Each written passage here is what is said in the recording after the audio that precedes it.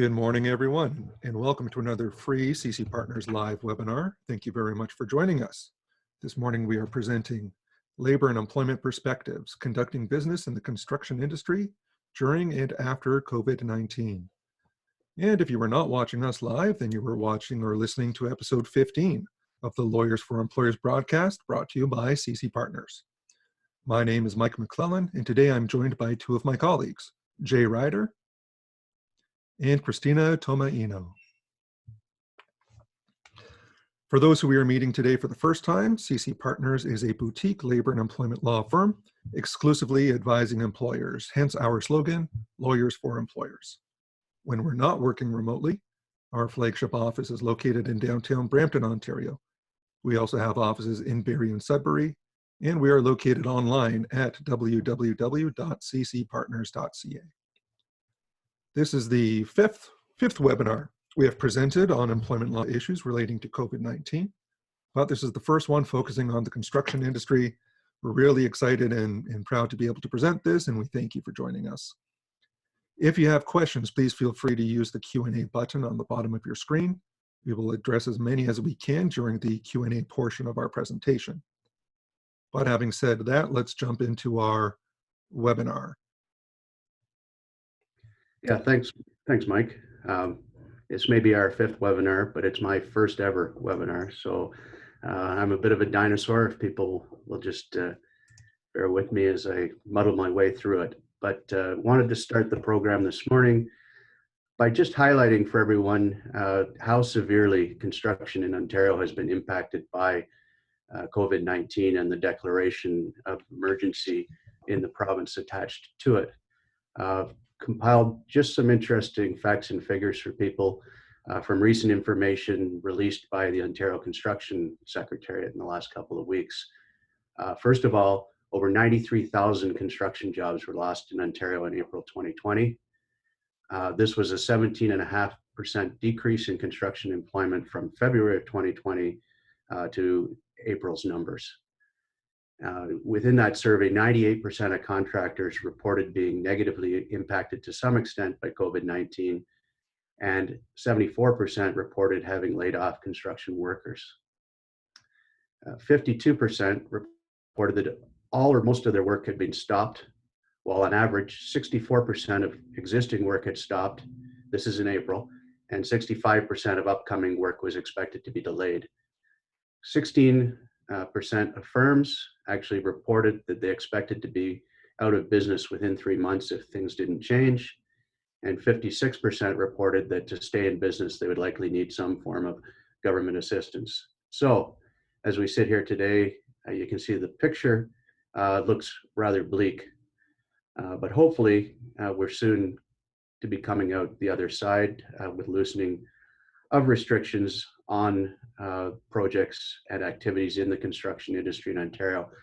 And with that, I'd like to do a little review of where we're at in terms of what construction work is considered essential and allowed to proceed, and what construction work is still restricted at the moment. So just a quick background overview. It was on March 17th that the Government of Ontario declared a provincial state of emergency. And under that original emergency order, most construction projects, including all ICI and residential projects, were deemed essential and allowed to continue. The landscape changed significantly on April 3rd of 2020. There was a new list of essential construction that was released, and this list was much more restrictive than the original list.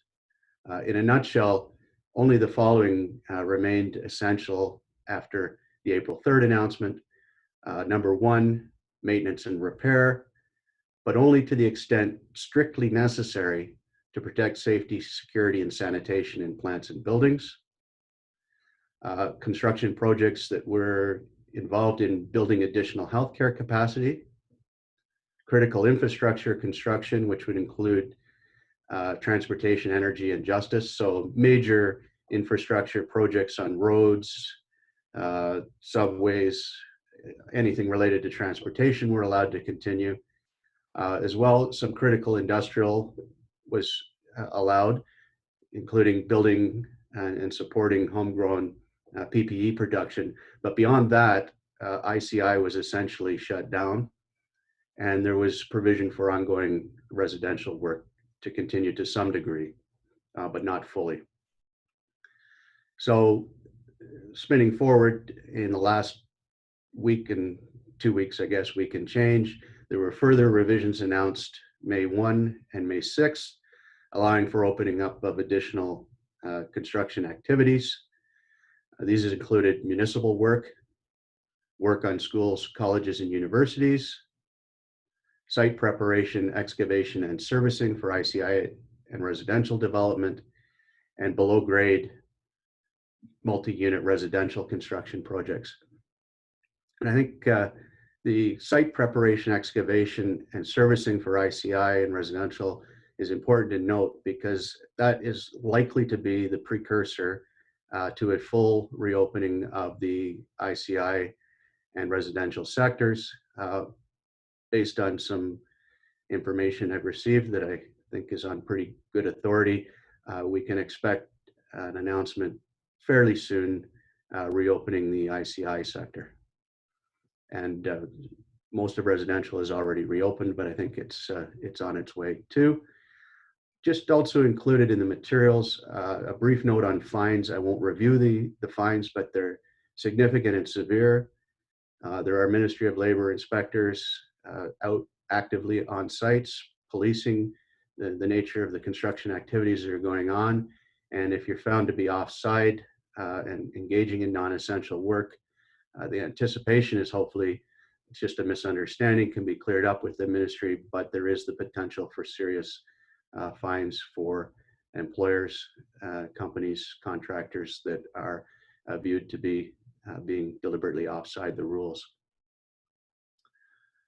Switching now into the reopening phase, which we hope is starting to occur, you're going to face a number of issues around recalling your essential workers to work. So I wanted to start by talking about recalls to employment, and specifically notice of recall. In a non-union workplace, there are no specific requirements in terms of any form of recall notice. It doesn't necessarily have to be in writing. There's nothing that is specified by the Employment Standards Act. That being said, I would highly recommend that notice of recall be sent to your employees in writing, if possible, by way of email, text, or what have you, so that there's some record. And also that the notice of recall be specific about the date, time, and site that the employees are expected to report to. What happens when an employee either refuses or fails to return to work following a recall to employment? Well, subject to some exceptions that I'm going to talk about in a minute, normally speaking, if an employee fails to return within a reasonable time of being recalled to employment, they are deemed to have abandoned their employment, and they are not entitled to any severance or other payments from their employer. Switching from the non-union, though, into the union environment, you need to be aware of additional considerations. If you're in a traditional building trades situation, most of the collective agreements have hiring hall rules where once employees are laid off, even temporarily, they go back into the hall and could be assigned to work with another employer. So you want to be working with your unions proactively to ensure that workers who have been temporarily laid off can be recalled to your service, irrespective of any name hiring restrictions in the collective agreements. And my understanding, speaking to some contractors, is the unions have been quite amenable to that in this particular situation. They have been partnering well with the companies to ensure that good workers who have been laid off, unfortunately, by this situation are able to be recalled by their normal employer to employment. I also believe we may have some CLAC contractors on the call. Their collective agreements are slightly different. You may well have seniority rules in your collective agreements regarding how you recall and in what order you recall employees to your employ. After a temporary layoff, you'll have to have regard to those seniority provisions. And in all collective agreements, you should be cognizant of whether there are any notice requirements, specific notice requirements in terms of the length of time an employee has to answer a recall notice. There's going to be, I think, some significant challenges for employers in managing these return to work requests, and you're going to face recall refusals, some of which are legitimate and in fact even protected at law. And I wanted to review a few of those instances where if the employee has a documented reason for refusal, that they could legitimately refuse a recall for employment and not jeopardize their employment with the company. So number one is employees 70 years of age or older. The Chief Medical Officer of Ontario has issued a directive that all people over 70 should self-isolate given the elevated risk of a severe outcome from COVID-19, and therefore any refusal to work at this point on anyone 70 or above would be considered a protected refusal. As well, you have other individuals in your workplace who either have immunoconditions, high risk to themselves or to others in their household. So some examples might be an employee who has diabetes or hypertension or has a family member living with them who is also at elevated risk and requires accommodation. Additionally, a big one for most people with the schools and the daycares closed are those employees with childcare obligations or obligations to other dependents in the household that they need accommodation for as a result of COVID-19. Jay, I'm just going to jump in quickly there and just wanted to add and remind everybody on our presentation today. The Employment Standards Act was recently amended in terms of the leaves of absence provisions. That includes amendments to the declared emergency leave provisions to specifically now introduce and include an infectious disease emergency leave. And that is applicable, Jay, exactly in the kind of situation that you're talking about. Either somebody has or is being investigated or isolated or quarantined for COVID-19, or they are caring for dependents, including children whose schools and daycares are closed. The Employment Standards Act specifically provides a job-protected leave for those individuals. It's an unpaid leave, but it's a job-protected leave. So in effect, somebody's layoff could be converted to a leave of absence under the Employment Standards Act. So I just wanted to make sure we're all clear on that as well.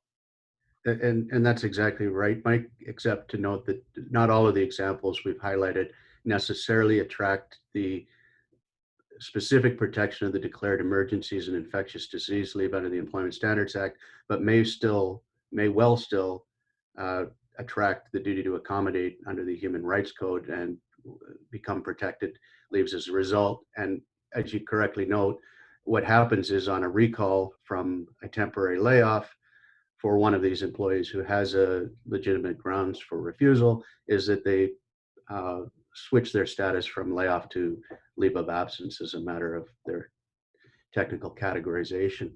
One of the more difficult challenges that I think employers are going to face is beyond these situations where people have job protected leaves, you're going to get employees who just say, look, I'm not comfortable coming back to work, or I got a spouse who doesn't want me to come back to work while this thing is going on, and I'd rather be home in receipt of the government benefits. As a strict matter of law, if they're working in an essential capacity and they don't have a legitimate protected ground to refuse to come to work, you're entitled to expect them to come to work, assuming you're meeting your Occupational Health and Safety Act obligations that Cristina is going to talk about, to take all reasonable precautions to protect the health and safety of your workers in the workplace. You're entitled to expect them to attend. But balanced against that has to be, if you're going to compel someone to come back to work who really doesn't want to be there, who's scared to be there, who's getting crap at home for being there, are they going to be productive? Are they going to be disruptive on your sites? So it really has to be a judgment call for employers whether they're going to force the hand of people who are in those situations. And certainly would recommend you reaching out to your counsel before you make any decisions in dealing with those type of refusals. Just a final note that I wanted to make on some things I've seen around retaining key employees during the period of temporary layoff as we move into a period of reopening where you want to keep key people on board and have them back to work in a timely manner. So assuming your business has been impacted to a significant degree by COVID-19, and Mike will talk about the applicable requirements, you may be able to claim the Canada Emergency Wage Support benefit from the federal government, which will give you a top up of 75% on base wage for your key employees. And you may be able to keep them on payroll even if they're not actively working, so that call it a standby type arrangement, so that they're there and they're ready to work when you need them, when things reopen. So what I've seen in the union context anyways are some specific standby agreements between employers and their trade unions. Just to give one very basic example, you take certain key employees, you pay them 30 hours a week base wage while they're not working. That equates roughly to the 75% that you're receiving from the government. The agreement with the union is they can't work or be referred to work elsewhere while they remain on standby. They must be ready, willing, and able to return to work on a specified amount of notice. And then in order to ensure the costs are contained, there would be no health and welfare or pension or other collective agreement burdens payable on the standby pay. So it's just the straight 30 hours a week, nothing else, to stay home on standby. That's essentially covered by the government, and you've got your key people ready, willing, and able to return when things improve and you need them back at site. And that's it for me until we get to the Q&A portion. Thanks, Jay. That was very informative, very important. We appreciate that. Shortly, I am going to discuss some of the government benefits that are available for businesses and workers, because that is another hot topic. But before we do that, we're going to kick it over to Cristina to talk about health and safety and best practices upon reopening. So, Cristina, back to you. Thanks, Mike. So first, apologies for my sound quality. There may be some rustling in the background. I do apologize for that. So as Mike mentioned, I'll be speaking first to best practices for safely reopening job sites, and then moving on to some additional health and safety considerations, including what you might expect in terms of inspection and enforcement from the Ministry of Labor. Now, as construction sites look to reopen, employers need to be turning their minds to how to bring employees back safely and in accordance with public health guidelines. So as I'm sure many of our listeners today are aware, the province of Ontario has introduced a number of sector-specific guidelines, and those are aimed at protecting workers as the economy reopens and workplaces begin to resume. So it's important, as a very fundamental first step, to keep up to date with these government recommendations, particularly those that may be specific to the construction industry, and adjust your policies, practices, and procedures on the job site accordingly. It goes without saying that it's been a continuously evolving situation, and as Jay outlined earlier in this presentation, things really do change very quickly, and the public health guidance may change as well.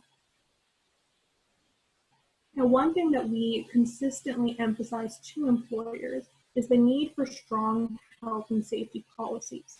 In the context of COVID-19, this is more important than ever, and particularly that employers have site-specific health and safety policies in place. So for example, if you have one job site that's outdoors, lots of open spaces, physical distancing is not a concern, that may require specific policies, whereas if you're working indoors or in an area that might require workers to navigate confined spaces, that would require a different approach. So this is really not the time for a one-size-fits-all approach to health and safety. Once you have your policies in place, really the next most important priority should be ensuring that all of your employees receive training on physical distancing, proper hygiene, workplace sanitation procedures, and all of these site-specific protocols that you've put in place. I've listed a number of protocols on the screen here that may be valuable for employers to consider as preconditions for accessing the job site. So this includes self-reporting obligations, perhaps a screening questionnaire, or non-contact temperature screening. And now as a further point to accessing the site, this may go without saying, but access to the job site should be restricted to essential personnel. If someone doesn't need to be on the site that day, they shouldn't be on site. Now, for employees who are essential or those who do need to be there, measures such as non-contact temperature screening or the screening questionnaire, as I mentioned, can assist employers in ensuring that individuals who may present an infection risk are not entering the work site. So, for example, what a lot of employers are implementing is a questionnaire asking employees if they've experienced any flu-like symptoms, or if they've been in proximity with anyone who has been diagnosed with COVID-19. Now, employers should clearly communicate the importance of truthful self-reporting to employees and visitors who are entering the job site. Now, one last point in term access, it really is important for employers to be aware of everyone who is on the job site at any given time. Sign-in sheets are common and should be enforced. And the importance of this is that in the event that you do have a positive COVID test on site, you as the employer can then effectively engage in the contact tracing process and make sure that anyone who may have been exposed is appropriately notified. So moving on to PPE, which has been a hot topic lately. Now in the construction industry, there's certainly a standard and an expectation that PPE will be used, but that's typically a hard hat, safety boots, for example. However, in the context of COVID-19, employers need to be considering whether additional infection prevention PPE may be necessary. For example, if your job site does require employees to be in close proximity to each other, perhaps those employees who must breach the 2-meter physical distancing guidelines need to be equipped with a face mask or face shield to ensure their safety when they're getting in close quarters.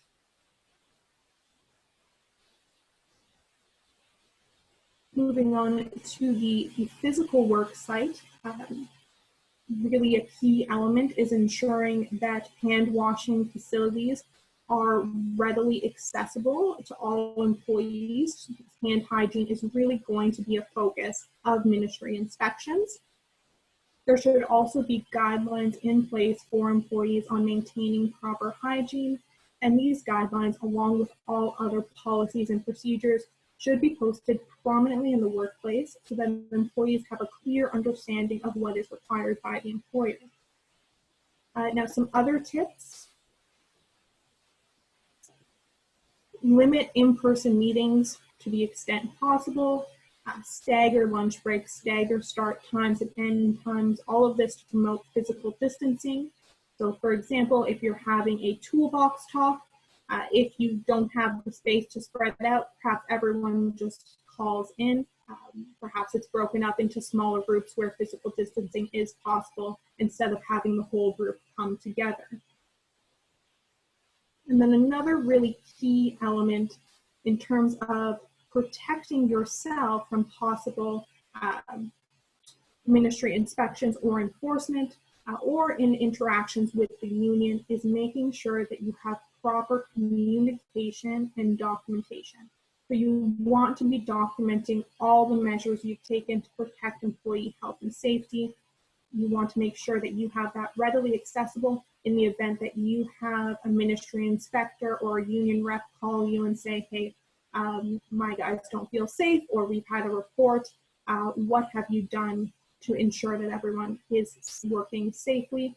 And you'll be able to quickly respond, outline the safety measures that you've taken, and really ensure that anyone who's concerned has some peace of mind and maybe head off some problems down the road. Cristina, I think that's a really good point. And one thing I would want to emphasize to any employer is that infractions under the Occupational Health and Safety Act are prosecuted on a reasonableness standard, which essentially means your built-in defense under the Occupational Health and Safety Act is something called due diligence.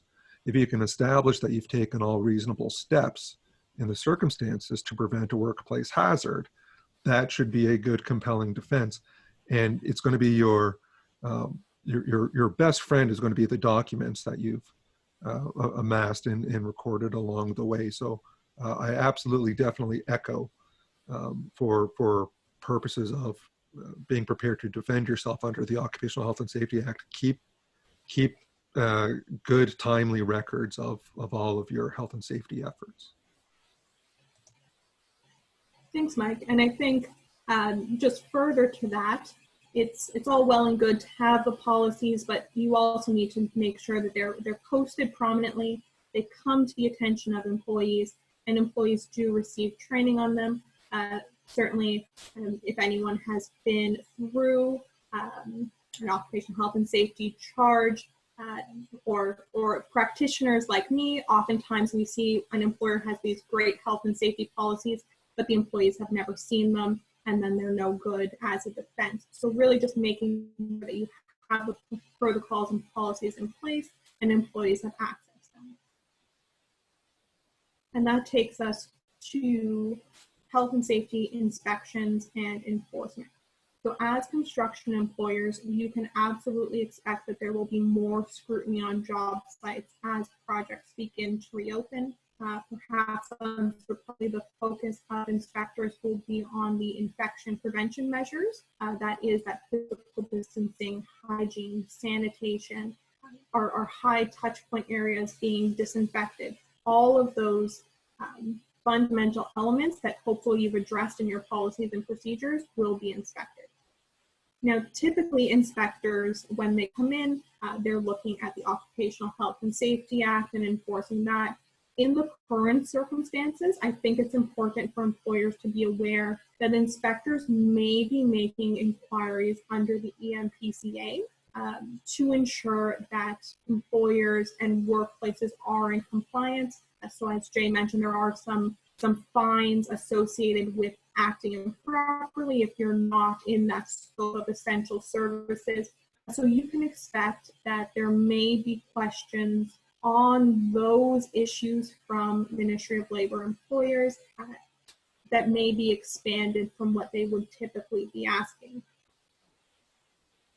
That's just one additional consideration to be mindful of as you interact with Ministry of Labor inspectors. And I would just, as always, urge caution in any interactions. And if someone is trying to advocate that, perhaps a voluntary shutdown would be appropriate if they think you're offside the EMPCA, maybe step back, assess, speak to counsel, and then respond.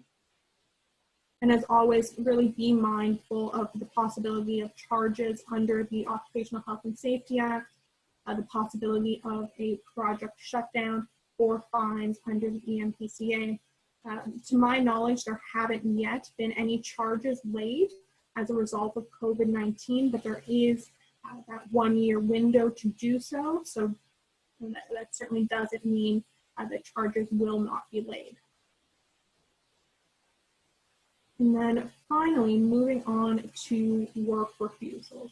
As Jay mentioned, there employers can expect there to be a number of employees who are reluctant to be recalled to work, but also for work refusals for employees who have returned to work. So there has been a dramatic and marked increase in work refusals due to COVID-19. Now, what we're seeing is that if a worker has a general concern, a general fear, for example, there are good policies in place, physical distancing is being respected, but they just don't feel safe being at work, they'd rather be at home. That is unlikely to be upheld by the Ministry of Labor if they're brought in for a second stage investigation. That said, it really is important to be setting the stage for that inspection and making sure you're responding appropriately to the work refusal. So if an employee comes to you and says, listen, I don't feel safe, I would rather not be on the job site, and you know as the employer that all appropriate safety measures are being taken, my strong advice is to ensure that the complaint is nonetheless properly investigated, documented, involve your joint health and safety committee as necessary or your worker rep, and make sure that you have clear communication as to the various prevention policies and procedures you have in place, the PPE available, the training you've done, the toolbox talks. Really point to all of those resources, both for the worker who's making the refusal and for the joint health and safety rep, the worker rep, any union reps who may be involved, so that all parties have a clear understanding of the measures that come in. And what that does is it really sets a solid foundation in the event that you do need to escalate to bring in the ministry. You can say, listen, there was this work refusal. These are the steps we've taken to ensure safety. These are the steps we've taken to investigate. And if you can get people on your side to say, yes, the employer has had these policies in place, they've been communicated, the investigation was done properly, that really just increases the chances that the ministry will not uphold that work refusal. And I think really the takeaway here is to just make sure that all the bases are covered in terms of establishing those policies, communicating them to your employees, and documenting them. And that's it for me.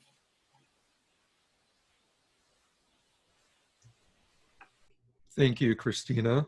We definitely appreciate that insight into health and safety in the soon-to-be reopened construction industry. I want to remind everybody, this presentation will be posted online for your review. You can visit our website at www.ccpartners.ca and click under the Broadcasts tab. You will see this presentation available as both a video and a podcast. We're going to make sure that these slides are available for everybody. And if you have individual specific questions that require legal advice, as you can tell, we're still all working remotely, so give any one of us a call and we will do our best to point you in the right direction. I also want to take a second to recognize our friends from various construction associations for helping spread the word. We have a number of people attending today, which is a really good, really strong turnout. We have some good questions coming in the Q&A tab. Some people are using the webinar chat tab. If you can insert your questions into the Q&A tab, that is how we're going to be running the Q&A portion shortly. Let's shift a little bit now. I'm going to talk about the government benefits, and the two main ones that we're getting the most questions about are the Canada Emergency Relief Benefit and the Canada Emergency Wage Subsidy. So let's transition over to that now.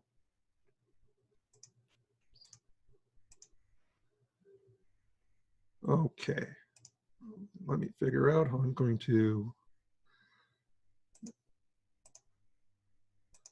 move over to the slide here. Okay, perfect. So let's talk first about the CERB. And I'm just going to give some brief overviews. These are government benefits available to workers and employers. The CERB essentially provides eligible workers with $2,000 in benefits every 4 weeks for 16 weeks, so long as the worker remains eligible. Eligibility has a number of criteria. The worker must be at least 15 years old. They have to be a resident of Canada. They must have earned $5,000 in the previous 12 months or in the 2019 year. And they must have lost work or be unable to work due to COVID-19. So that includes layoffs, business closures, but it also includes they're taking care of somebody with COVID-19. Jay was talking earlier about recalling people from layoff. Those people would potentially be eligible for the CERB benefit if they are returned to work, but they can't because they're entitled to another leave of absence. They still may be available to, or still may be eligible to apply for the CERB. There is new eligibility criteria, though, thankfully. Initially, the CERB was only available to people whose earnings had decreased to zero. Now people are able to still earn $1,000 in the eligibility period from employment or self-employment income and still be eligible for CERB. But if a person becomes ineligible, including that they earn more than $1,000 during the eligibility period, they actually have to repay the entire CERB amount. So we're getting a lot of questions from employers who are getting a lot of questions from their employees.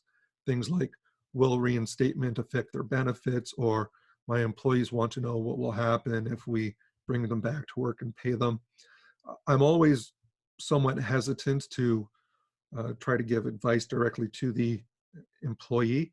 My feeling is that as an employer, it's not your responsibility or place to be your employee's tax advisor.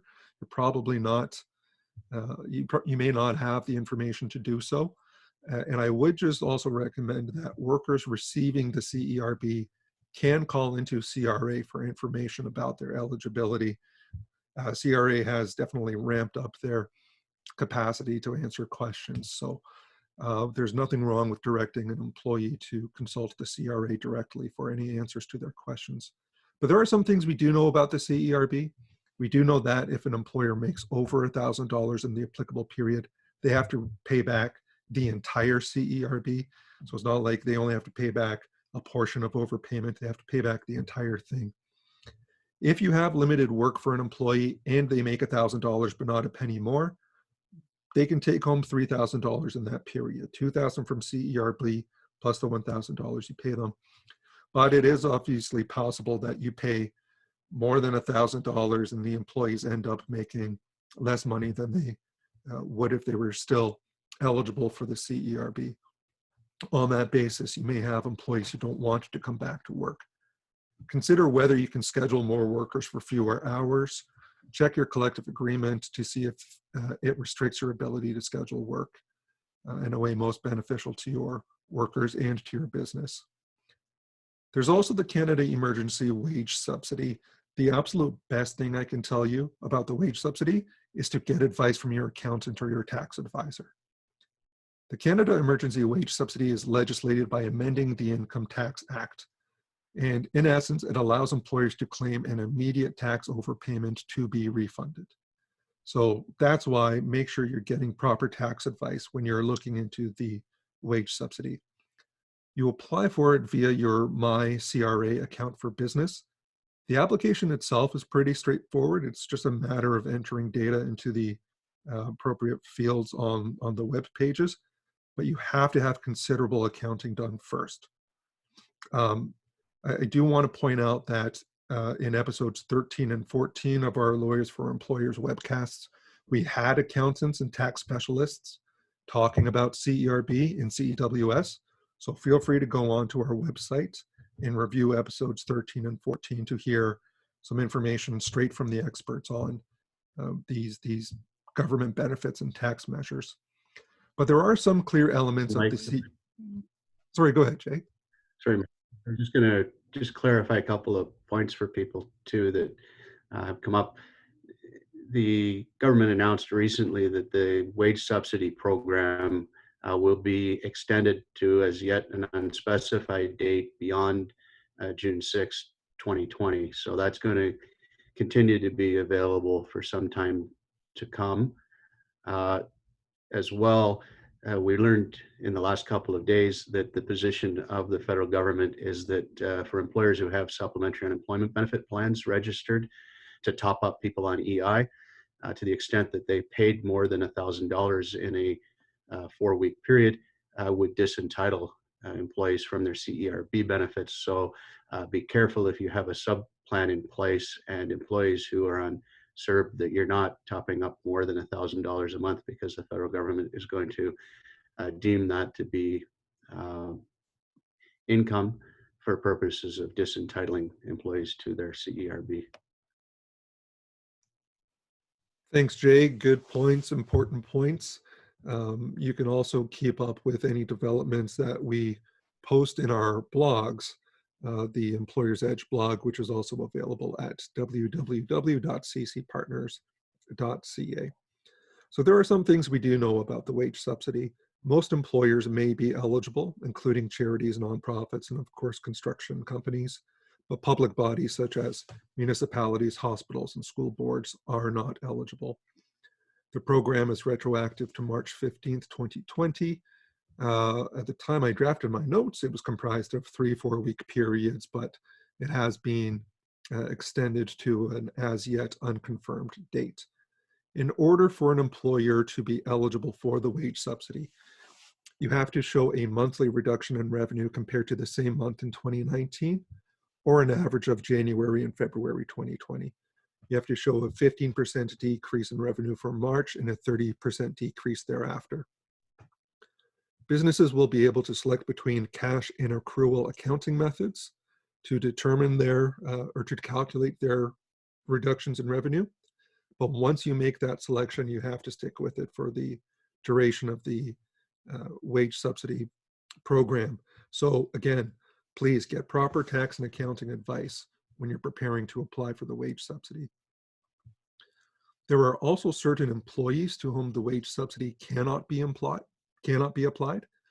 That includes non-arm's length employees.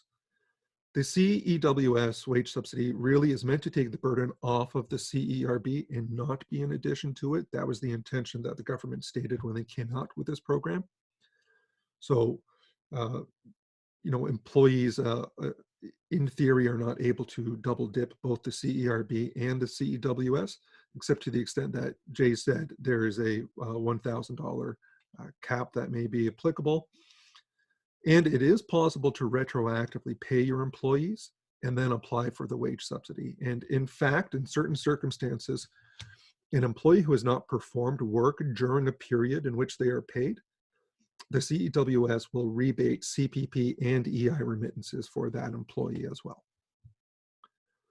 So what the wage subsidy means for construction employers, like I said, it really works as a refund. So typically, you will have to pay the employees first and then wait for the government to process your application and pay a refund. You may be able to do some planning around that, including for retroactive payments. And it is not exactly clear yet when payments will be made. Expect it to be a number of weeks, possibly a couple of months. And not every dollar paid in favor of an employee can be subsidized. The subsidy will only apply to eligible remuneration, according to the legislation. It includes wages and salary and generally amounts to it on which the employer has to make payroll deductions and pay to the CRA. So look at your wage grid and your collective agreement. Again, you may be able to be a little bit flexible and creative with your scheduling, but things like union remittances for health and welfare and pension, where you are not making payments to the CRA, are not likely to be eligible for the wage subsidy. Again, I can't stress this enough. Consult with your tax advisor. Make sure you're maximizing your wage subsidy entitlements. And the last thing we're going to talk about during our presentation is the state of adjudication in labor and employment. As you likely already know, most courts and tribunals are currently closed for in-person hearings, unless the particular adjudicator decides otherwise on a case-by-case basis. What some courts are doing, and certainly arbitrators and mediator, is offering or even requiring matters to proceed via teleconference and video conference. There are some security concerns that come along with this, but nonetheless, in some cases, we are being ordered to proceed in this matter. And it may make sense in a given case, particularly for mediation or for purely procedural purposes, or maybe just making legal arguments. But yeah, in some cases, we are going to be presenting oral evidence with witnesses in this matter, in this manner. I would say the Human Rights Tribunal has been conducting pre-hearing mediations via conference call for quite some time. That can be pretty effective. So again, for purposes of pre-hearing processes, this may not be a huge adjustment for us, but it certainly will if we have to proceed with hearings on the merits in this way. Let me talk about the courts. The Ontario Court of Justice, which is where any provincial offenses would be heard, and hopefully we've got enough information from Cristina's presentation so that we're all going to be safe and strictly onside the Health and Safety Act. But the Provincial Offences Court is not conducting any trials or preliminary inquiries until July 6, 2020 at the earliest, but it is in the process of setting up electronic filing for court material, remote scheduling, and remote hearings, but this is not in place yet. The Ontario Superior Court of Justice, where large civil litigation matters will take place, things like contract disputes, they will not resume in-person hearings until July 6th, 2020 at the earliest. Certain matters are going to be heard virtually. This will vary by region across Ontario. The Small Claims Court for monetary claims up to and including $35,000. There are no hearings until further notice. Counter services at the courts are closed. Filings are only being done online at this time. And the big one for us is the Ontario Labour Relations Board. All in-person hearings are canceled to at least June 30th, 2020. However, all filings are being accepted via email. That includes all applications, responses, and interventions.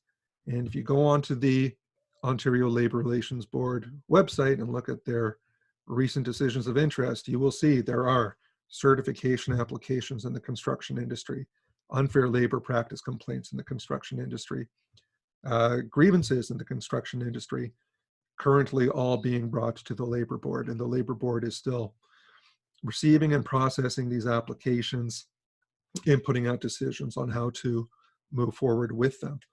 Although the government of Ontario has passed legislation essentially putting a pause on limitation periods, the Ontario Labour Relations Board has used its discretion to leave all of its timelines intact.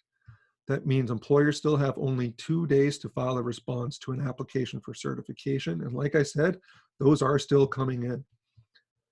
Where there needs to be a certification vote, all votes are being conducted electronically. When a vote is ordered, the employer will be required to provide the Labour Relations Board with telephone and email contact information for each individual on the voter list. Certain proceedings are being done via telecon or by video conference. That includes case management hearings. There is currently a motion to decide the status of one individual in dispute in a CERB that is going forward in a video conference. A video conference is going to be held for final argument after all evidence has been presented at the Labor Board. There is one case where the OLRB has ordered parties to prepare and submit will-say statements. And if there was a disagreement on whether to proceed by video conference after 6 weeks, the parties will have an opportunity to argue that point. There are a couple of cases where the board is ordering parties to argue construction industry certification applications via video conference. In one such case, the application was filed quite a long ago. There's been a number of delays along the way, and the Labor Board really wants the matter to proceed, so they're going to proceed by video conference. And there's another case that has been reported that the parties actually agreed to proceed, including on evidence on the merits via a Zoom conference, kind of like what we're doing now. It's not quite business as usual with the courts or the Labor Board, and the longer the pandemic lasts, the more likely matters are going to be heard by video conference. The one big takeaway I would have for everybody in terms of how our legal processes are are being administered. Again, for me, the big one is that at the Labor Relations Board, all the time limits are still in place. So be sure you're checking your mail and your faxes and your emails, and be aware of any applications that come in, because you still have tight deadlines to make your responses. So maybe we'll just, before we get into the question and answer period, just leave with some final thoughts for our attendees. I think what I would say is, just in this uncharted and unprecedented territory, every employer really needs to get individual advice, not just legal advice with respect to reopening for a business and adjudicating claims, also proper tax and financial advice to avail yourselves of the government programs. Jay, what would you say are some final thoughts for our attendees?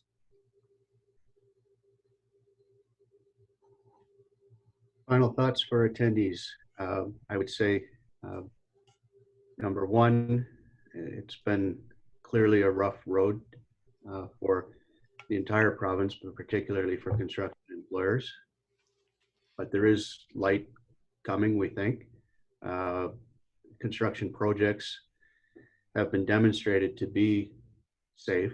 In fact, construction employers and construction projects are no stranger to significant risk, contamination, infection, dealing with hazardous materials and other contaminants. So construction is in fact well suited, I think, to provide the type of health and safety guarantees in the workplace that should allow the industry to reopen, and hopefully the government is going to lift the majority of the remaining restrictions soon, and people will implement their policies and protocols to the extent they haven't already, to meet with the public health and occupational health and safety guidelines, and knock on wood, hopefully there'll be a return to somewhat normal activity in the near future.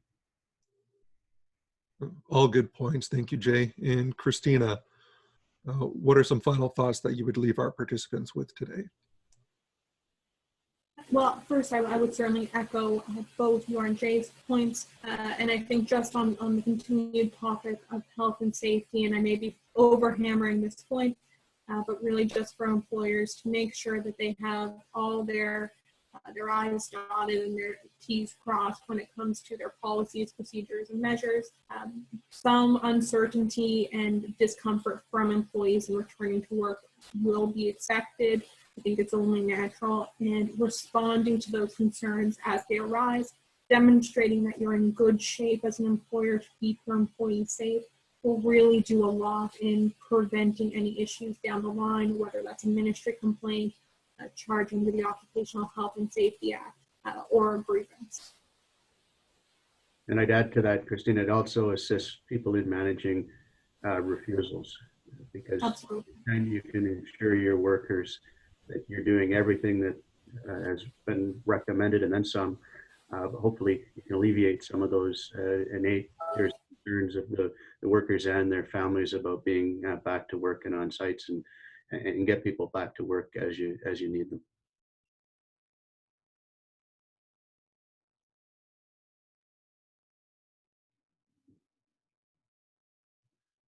Mike? Well, thanks, Jay and Cristina. I appreciate that. And we're going to transition to our question and answer period shortly. I just have a few thank yous to make first. And let me put up some of our contact information for anybody who does have further questions. You can, as we've said, find us online. We do have an entire section of COVID-19 related blogs that you can find at www.ccpartners.ca, along with our broadcasts. Thanks to everybody who helped share the details of this webinar. If you would like to join our mailing list, you can do so on our website or by sending an email to the address attached. You can follow us on social media. We're on Twitter, LinkedIn, and Facebook. You can follow our YouTube channel and our podcast on SoundCloud, SoundCloud, iTunes, Google Podcasts, anywhere you get your podcasts. Thank you very much. We appreciate, on behalf of Jay, Cristina, and myself, stay safe, stay healthy, and we will be back momentarily with our live question and answer period. Thank you, everyone.